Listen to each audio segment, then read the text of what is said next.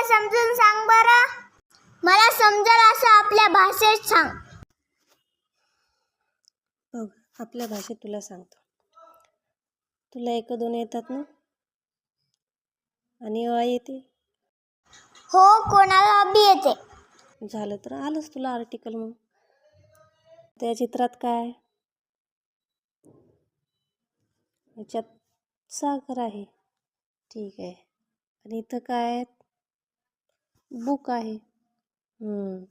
चल, मला आता बुक मोजून दाखवू किती असतील. बुक 1 2 3 4 5 पुस्तक आहेत. साखर मोज.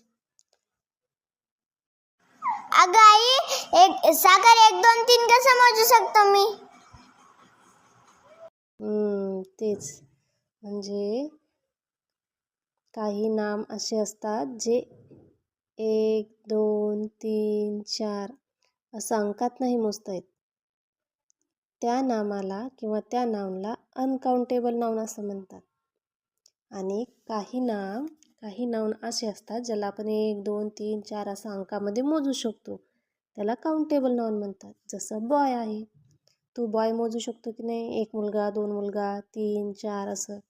म्हणून त्याला काउंटेबल नाउन म्हणतात.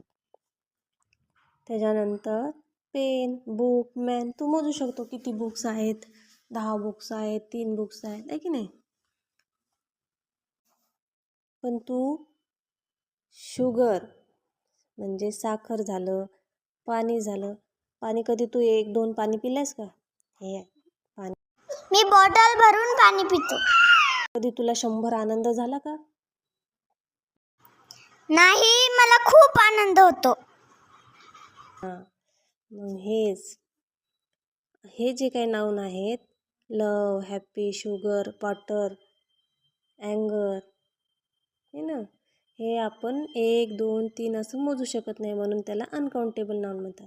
आणि जिथं अशी नाउन असते जे आपण मोजू शकत नाही, त्यांच्या पुढे आर्टिकल लागत नाही. समजलं?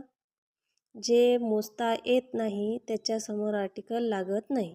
मग आपल्याला फक्त गरज आहे जे मोजता येते अशा नाउनची.